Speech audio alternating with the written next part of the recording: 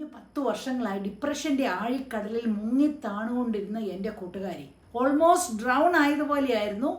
അതിൽ നിന്നും എൻ്റെ ബെസ്റ്റ് ഫ്രണ്ടിൻ്റെ അതിവിസ്മയകരമായ തിരിച്ചുവരവിൻ്റെ ഒരു കഥയാണ്. ഹായ് ഗായ്സ്, എല്ലാവർക്കും നമസ്കാരം. ഞാൻ ആലിസ് മാത്യു. എല്ലാവർക്കും സുഖം തന്നെയല്ലേ? ഈ വീഡിയോ എങ്ങനെ തുടങ്ങണമെന്ന് എനിക്കറിയില്ല, കാരണം അത്രയ്ക്ക് ഇമോഷണലും സെൻസിറ്റീവുമായിട്ടുള്ള ഒരു കാര്യമാണ് ഇന്ന് എനിക്ക് പറയാനുള്ളത്. കഴിഞ്ഞ 10 വർഷങ്ങളായി ഡിപ്രഷന്റെ ആഴിക്കടലിൽ മുങ്ങിത്താണുകൊണ്ടിരുന്ന എൻ്റെ കൂട്ടുകാരി ഓൾമോസ്റ്റ് ഡ്രൗൺ ആയതുപോലെയായിരുന്നു. എൻ്റെ ബെസ്റ്റ് ഫ്രണ്ടിന്റെ അതിവിസ്മയകരമായ തിരിച്ചുവരവിന്റെ ഒരു കഥയാണ് എനിക്ക് പറയാനുള്ളത്. എൻ്റെ ബെസ്റ്റ് ഫ്രണ്ടിന്റെ റിയൽ സ്റ്റോറിയുടെ രത്നം ചുരുക്കം പറയാം. ഞാനും എൻ്റെ കൂട്ടുകാരിയും ഞങ്ങൾ സൗദിയിൽ ഒന്നിച്ച് ജോലി ചെയ്തതാണ്. അങ്ങനെ 1983 മുതൽ ഉള്ള പരിചയമാണ് ഞാനും ഈ കൂട്ടുകാരിയും. ഞങ്ങൾ സൗദിയിലായിരുന്നപ്പോൾ ഞങ്ങളുടെ ഭർത്താവിനെയും കുഞ്ഞുങ്ങളെയും ഒക്കെ ഇട്ടിട്ട് അവിടെ പോയിട്ടുള്ള ഒരു ജീവിതം എന്ന് പറഞ്ഞെന്നാൽ ശരിക്കും വനപ്രയാസം അനുഭവിച്ച് കഴിച്ചു കൂട്ടിയ കാലങ്ങളാണ്. ഞാനും എൻ്റെ കൂട്ടുകാരിയും പ്രേമിച്ച് കല്യാണം കഴിച്ചവരാണ്. അപ്പോൾ ഞങ്ങൾക്ക് കോമൺ ആയ ഒരു ഫാക്ടർ ഉണ്ട് സംസാരിക്കാനായിട്ട്. ഞങ്ങളുടെ പ്രേമ കഥകളും കാര്യങ്ങളും ഒക്കെ പറഞ്ഞ് ഞങ്ങളുടെ വിഷമങ്ങളൊക്കെ മാറ്റി ഞങ്ങൾ സന്തോഷമായിട്ട് അവിടെ ജീവിച്ചിരുന്ന ഒരു കാലം ഉണ്ടായിരുന്നു. ഞാനും ഈ കൂട്ടുകാരിയും കൂടെ കൂടിയാലുണ്ടല്ലോ, ചിരിയുടെയും വർത്തമാനത്തിന്റെയും പൂത്തിരി കത്തിക്കുന്ന ഒരു ഇഫക്റ്റ് ആയിരുന്നു എപ്പോഴും അന്നേരം ഇവിടെ ഉണ്ടായിട്ടുണ്ടായിരുന്നു. ഈ കൂട്ടുകാരിയെ പറ്റി പറഞ്ഞാൽ വളരെ ജൊവയിലായിട്ട് കാണാൻ അതീവ സുന്ദരിയായിട്ടുള്ളതുമായ ഒരു കൂട്ടുകാരിയായിരുന്നു. അപ്പൊ ഇത് പറഞ്ഞപ്പോൾ ഞങ്ങളുടെ കൂട്ടിന്റെ ഒരു കാര്യവും ഞങ്ങളുടെ ആ ഓപ്പൺനെസ്സും റിലേഷൻഷിപ്പിന്റെ ഒരു കാര്യം പറയാനായിട്ട് ഞാനൊരു ജസ്റ്റ് ഒരു എക്സാമ്പിൾ പറയാം. ഞാൻ പറഞ്ഞാൽ എൻ്റെ ഈ കൂട്ടുകാരിക്ക് നല്ല കളറാണ്. സൗദിയിൽ ഞങ്ങൾ ഈ മിൽക്കൊക്കെ വാങ്ങിക്കുന്നത് ഗാലൻ കണക്കിനാണ്. ഇപ്പോൾ എന്നോട് പറയുകയാണ്, അലിസെ നമുക്ക് ദിവസവും ഒരു 2 ഗ്ലാസ് പാല് വീതം കുടിക്കുക, അപ്പം നമുക്ക് നല്ല നിറം വരുമെന്ന്. ഞാൻ ചോദിച്ചു, എൻ്റെ സൂസ ഇനി എന്തോന്ന് നിറം വരാനായിട്ട് ഇത്രയും കളറുള്ള തനിക്ക് ഇനി എന്തിനാ കളർ വയ്ക്കണമെന്ന് ചോദിച്ചു. അന്നേരം പറയും, അലിസെ എൻ്റെ കൈക്കും കാലിനും ഒന്നും വലിയ കളറില്ല, എൻ്റെ മുഖത്തിനാണ് നല്ല നിറമുള്ളത്. ഞങ്ങൾ പറഞ്ഞ് ചിരിച്ചതിന് കണക്കില്ല. കഴിഞ്ഞ ദിവസം പോലും സംസാരിച്ചപ്പോൾ ഞങ്ങൾ ഈ പാലിൻ്റെ കണക്കും പറഞ്ഞൊന്ന് ചിരിച്ചതാണ്. പറഞ്ഞ എന്നാന്ന് വെച്ചാൽ ഞങ്ങൾ അത്രയ്ക്കും ചൊവ്വയിലായിട്ട് ഭയങ്കര സ്നേഹമായിട്ട് ഹസ്ബൻഡുമായിട്ടും എല്ലാം നല്ല സ്നേഹമായിട്ട് അങ്ങനെ ജീവിച്ചു പോന്നിരുന്ന കാലമായിരുന്നു അത് കേട്ടോ. എനിവേ പുള്ളിക്കാരി പാല് കുടിക്കാന്ന് പറയുമ്പോൾ ഞാനും പറഞ്ഞു എന്നാ കുടിക്കാം. അങ്ങനെ ഞങ്ങൾ രണ്ടുപേരുടെ പാല് കൂടി തുടങ്ങി. ശരിയാ, കുറെ നിറമൊക്കെ വെച്ചു, പക്ഷേ അതുപോലെ തടിയും വെച്ചു കേട്ടോ. ഞാൻ ഇത്രയും പറഞ്ഞ എന്തിനാണെന്നറിയാമോ? ഈ കൂട്ടുകാരി എന്ത് ലവിങ് ആൻഡ് ബബ്ലി ആയിട്ടുള്ള ഒരു പേഴ്സൺ ആയിരുന്നെന്ന് പറയാൻ വേണ്ടി മാത്രം പറഞ്ഞതാണ്. എനിവേ ഞാൻ 4 വർഷം കഴിഞ്ഞപ്പോൾ സൗദിയിൽ നിന്ന് തിരിച്ചു പോകുന്നു. അപ്പോഴും ആ കൂട്ടുകാരിയും വേറെ ഞങ്ങളുടെ കുറെ കൂട്ടുകാരും എല്ലാവരും സൗദിയിൽ തന്നെ ഉണ്ടായിരുന്നു. പിന്നെ ഞങ്ങളുടെ ജീവിതഭാരവും മക്കളെ വളർത്തലും ഒക്കെ ആയിട്ട് ഞങ്ങൾ എല്ലാവരും അവനവന്റെ ജീവിതത്തിൽ അങ്ങ് വ്യാപൃതരായിരിക്കുകയായിരുന്നു. അതുകൊണ്ട് അങ്ങോട്ടും ഇങ്ങോട്ടും വലിയ കണക്ഷൻ ഒന്നും ഇല്ലാതെ അങ്ങ് ജീവിതം കടന്നുപോയി. വേറെ കൂട്ടുകാരൊന്നും ഈ വിവരങ്ങളൊന്നും പറയാത്തതുകൊണ്ട് നോ ന്യൂസ് എന്ന് പറഞ്ഞാൽ ഗുഡ് ന്യൂസ് എന്ന് പറഞ്ഞ പോലെ ഞങ്ങളുടെ ജീവിതം അങ്ങനെ അങ്ങ് നടന്നു പോയിക്കൊണ്ടിരിക്കുകയായിരുന്നു. അപ്പൊ റെഗുലർ ആയിട്ടുള്ള ഒരു കമ്മ്യൂണിക്കേഷൻ ഒന്നും ഇല്ലായിരുന്നു. അങ്ങനെ ഞങ്ങൾ അമേരിക്കയിൽ വന്നു. അമേരിക്കയിൽ വന്ന കുറച്ച് വർഷം കഴിഞ്ഞ് ലൈഫൊക്കെ ഒന്ന് സെറ്റിൽ ആയി കഴിഞ്ഞപ്പോൾ നമ്മുടെ പഴയ ഫ്രണ്ട്സിനെയൊക്കെ ഒന്ന് തേടി പിടിക്കാനായിട്ട് തോന്നി. അങ്ങനെ പഴയ സൗദിയിലെ ഫ്രണ്ട്സുമായിട്ടെല്ലാം കമ്മ്യൂണിക്കേറ്റ് ചെയ്തു വന്നപ്പോഴാണ് ഈ കൂട്ടുകാരിയുടെ കാര്യം അറിഞ്ഞത്. കാര്യം എന്താണെന്ന് അറിയാമോ? ഈ പ്രേമിച്ച് കല്യാണം കഴിച്ച് ഹസ്ബൻഡ് പുള്ളിക്കാരത്തിയെ വിട്ടിട്ട് ഒരു ഫിലിപ്പീനോയുടെ പുറകെ പോയി. അതിന്റെ കാരണം എന്താണെന്ന് ചോദിച്ചപ്പം പറഞ്ഞത്, എൻ്റെ കൂട്ടുകാരി ഒരു വിസിറ്റിങ്ങിന് അമേരിക്കയിൽ വന്നിരുന്നു. അപ്പോൾ ഒരു കാർ ആക്സിഡന്റ് ഉണ്ടായി. പുള്ളി കുറച്ച് സീരിയസ് ആയിട്ടൊക്കെ ആയിരുന്നു. കുറേ ട്രീറ്റ്മെന്റ് എല്ലാം വേണ്ടി വന്നു. തിരിച്ച് ന്യൂസിലാൻഡിൽ പോയി അവിടുത്തെ ട്രീറ്റ്മെന്റും ഒക്കെ കഴിഞ്ഞ് ഹെൽപ്പ് എല്ലാം വേണ്ടി വന്നു. അപ്പോഴേക്കും ഹസ്ബൻഡ് എന്നാ തീരുമാനിച്ചറിയാം, ഇവളെ പരിരക്ഷിച്ചിട്ടൊന്നും കാര്യമില്ലെന്ന് അറിഞ്ഞുകൊണ്ട് പുള്ളിക്കാരത്തി അങ്ങ് ഡിച്ച് ചെയ്തിട്ട് വേറെ ഫിലിപ്പീനോയുമായിട്ട് അടുപ്പത്തിലായിട്ട് പുള്ളിക്കാരിയെ ഡിവോഴ്സ് ചെയ്തു. എന്നിട്ട് അയാളുടെ 65-ാം വയസ്സിൽ ഇപ്പോൾ ഒരു കുട്ടിയുടെ അയാൾക്ക് ജനിച്ചിട്ടുണ്ട്. ഞാൻ ഹസ്ബൻഡും കൂടി ന്യൂസിലാൻഡിന് പോയപ്പോൾ എനിക്ക് എൻ്റെ കൂട്ടുകാരിയെ കണിശമായിട്ടും കാണണമെന്ന് കരുതി ഞാൻ വിളിച്ചു കഴിഞ്ഞപ്പോൾ പുള്ളിക്കാരത്തി എന്നോട് പറയുവാണ്, അലിസെ ഞാൻ ഭയങ്കര ഡിപ്രഷനാണ്, ഇങ്ങനെയൊന്നും സംഭവിക്കുമെന്ന് ഓർത്തില്ല, എനിക്ക് ആരോടും മിണ്ടാനായിട്ടും പറ്റത്തില്ല, ഒന്നുമില്ല, അതുകൊണ്ട് ആലിസ് ഇപ്പം ഇങ്ങോട്ട് വരണ്ടെന്ന് പറഞ്ഞു.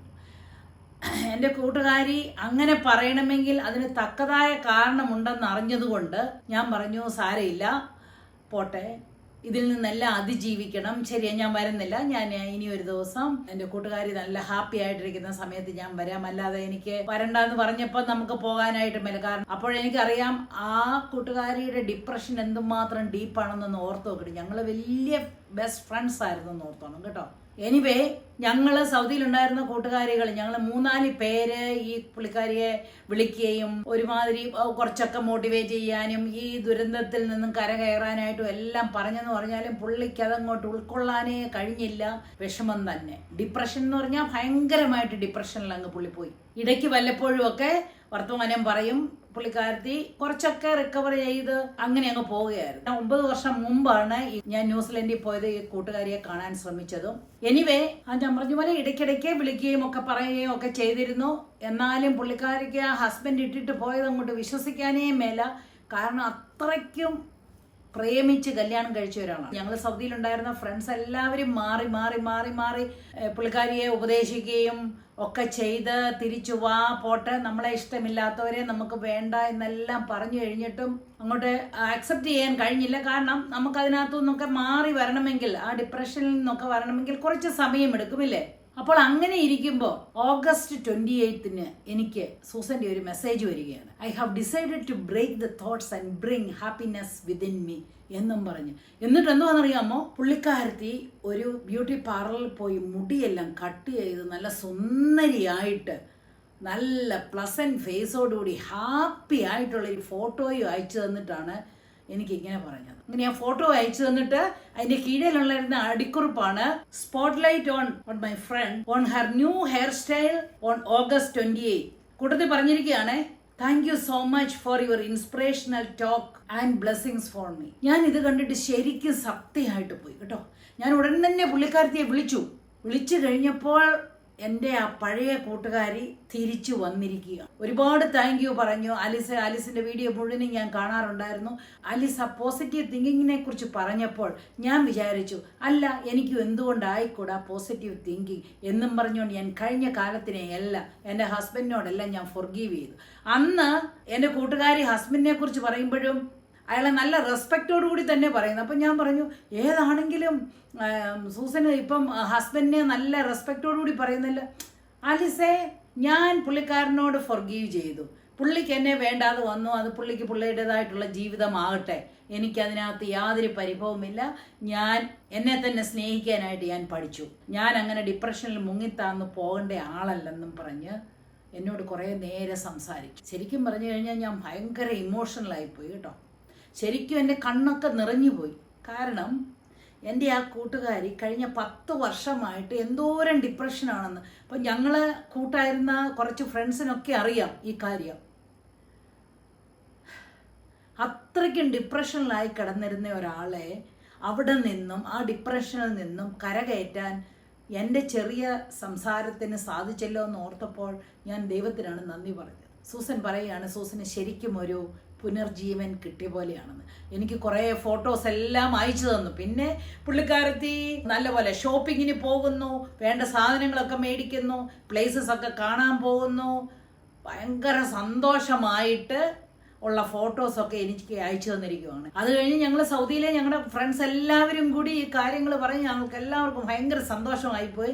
ഞങ്ങളുടെ കൂട്ടുകാരത്തി തിരിച്ചു വന്നതിൽ ഓർത്തിട്ട് വാസ്തവം പറഞ്ഞാൽ ആ കൂട്ടുകാരിയുടെ ഹസ്ബൻഡിൽ നിന്നും കിട്ടിയ പീഡാനുഭവങ്ങളൊക്കെ കേട്ടിട്ട് തല മരച്ചിരിക്കുകയായിരുന്നു. ഇങ്ങനെയൊക്കെ എങ്ങനെ ഒരു മനുഷ്യന് ചെയ്യാൻ സാധിക്കുമെന്നൊക്കെയാണ് ഞാൻ വിചാരിച്ചിരുന്നത്. കാരണം ഒരാൾ അങ്ങോട്ട് അത്രയ്ക്ക് സ്നേഹിക്കുമ്പോൾ അതെങ്ങനെയാ ഇഗ്നോർ ചെയ്ത് പോകുന്നത്, അതെങ്ങനെയാ കാണാതെ പോയി വേറൊരാളുടെ അടുത്ത് പോകുന്നതെന്നൊന്നും എന്താണെന്ന് എനിക്കറിയത്തില്ല. അപ്പൊ ഞാൻ പറയാനായിട്ട് എന്താണെന്നറിയോ, കാരണം എൻ്റെ ഈ കൂട്ടുകാരിയെ പോലെ പ്രയാസം അനുഭവിക്കുന്ന ഒരുപാട് സ്ത്രീകളുണ്ടെന്ന് എനിക്കറിയാം. അവരൊന്നും ഇതുപോലെ 10 വർഷം ഒന്നും ഈ ഡിപ്രഷനിൽ മുങ്ങിത്താന്ന് പോകരുതെന്ന് പറയാൻ വേണ്ടിയാണ്. നമ്മൾക്ക് ചിലപ്പോൾ ചില ബാഡ് എക്സ്പീരിയൻസ് ഒക്കെ നമ്മുടെ ലൈഫിൽ വരും. അതിൽ നിന്ന് റിക്കവർ ചെയ്യാൻ വേണ്ടി ഇത്രയും വർഷങ്ങളൊന്നും നിങ്ങൾ നശിപ്പിക്കരുത്.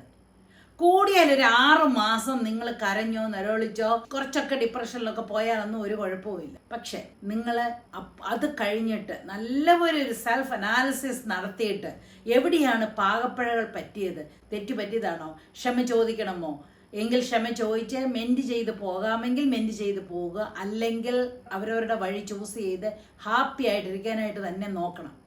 നമ്മൾ മറ്റുള്ളവരുടെ പേർക്ക് നമ്മുടെ ലൈഫ് നശിപ്പിക്കേണ്ട ഒന്നല്ല. ഏത് വിധത്തിലുള്ള ട്രാജഡിയുമാകട്ടെ നമ്മുടെ ജീവിതത്തിൽ വന്നു കഴിഞ്ഞാൽ നമ്മളൊന്ന് അനലൈസ് ചെയ്ത് നോക്കിയിട്ട്, അല്ലെങ്കിൽ നമ്മൾക്കൊരു ഫെയിലിയർ ഉണ്ടായി കഴിഞ്ഞു കഴിഞ്ഞാൽ അതൊന്ന് അനലൈസ് ചെയ്തിട്ട് നമ്മൾ അതിൽ നിന്ന് പഠിക്കണം. വീണ്ടും അതുപോലെ ഒരു തെറ്റ് വരാതിരിക്കാനായിട്ട് നോക്കിയിട്ട് നമ്മുടെ ജീവിതം തിരിച്ചു പിടിക്കുകയാണ് വേണ്ടിയത്. നമുക്കൊരു ഫെയിലിയർ വരുമ്പോൾ അല്ലെങ്കിൽ ഒരു വിഷമഘട്ടം വരുമ്പോൾ നമ്മൾ എന്നാടുക്കുമെന്നറിയാമോ, അതിൽ നിന്ന് കൂടുതൽ ശക്തി ആർജിച്ച് വേണം നമ്മൾ തിരിച്ചു വരാൻ. നമ്മൾ വിചാരിക്കണം നമ്മുടെ സിൻസിയർ റിലേഷൻഷിപ്പ് അല്ലെങ്കിൽ നമ്മുടെ സിൻസിയർ ഫ്രണ്ട്ഷിപ്പ് അനുഭവിക്കാൻ അവർക്ക് യോഗമില്ല. അങ്ങനെയുള്ളവരുടെ പുറകെ നടന്നിട്ട് ഒരു കാര്യവും ഇല്ലെന്ന് ഓർക്കണം. അതുപോലെ ആർക്കെങ്കിലും ഒക്കെ, എനിക്കറിയാം എന്നോട് കുറേ പേരൊക്കെ അവരുടെ പ്രയാസങ്ങളും അവർ അനുഭവിക്കുന്ന അബ്യൂസും ഒക്കെ എന്നോട് ഷെയർ ചെയ്തിട്ടുണ്ട്. അപ്പം അങ്ങനെയുള്ളവരൊക്കെ ഉണ്ടല്ലോ, മെൻറ്റി ചെയ്യാൻ പറ്റുമോ എന്ന് നോക്കണം. അനലൈസ് ചെയ്ത് നോക്കിയിട്ട് ക്ഷമ ചോദിച്ച് നല്ലൊരു ജീവിതം മുന്നോട്ട് കൊണ്ടുപോകാൻ പറ്റുമെങ്കിൽ അങ്ങനെ തന്നെ ചെയ്യണം. ഇല്ലെങ്കിൽ ആരും നമ്മളെ അങ്ങനെ അബ്യൂസ് ചെയ്യാനായിട്ട് അനുവദിച്ചു കൊടുക്കരുത്. നമ്മൾ ആരുടെയും പീഡനങ്ങളൊന്നും അനുഭവിച്ച് ജീവിക്കേണ്ട ആൾക്കാരല്ല. ഫ്രണ്ട്സ് ആയിക്കോട്ടെ, ഫാമിലി മെമ്പേഴ്സ് ആയിക്കോട്ടെ, അല്ലെങ്കിൽ സ്പൗസ് ആയിക്കോട്ടെ.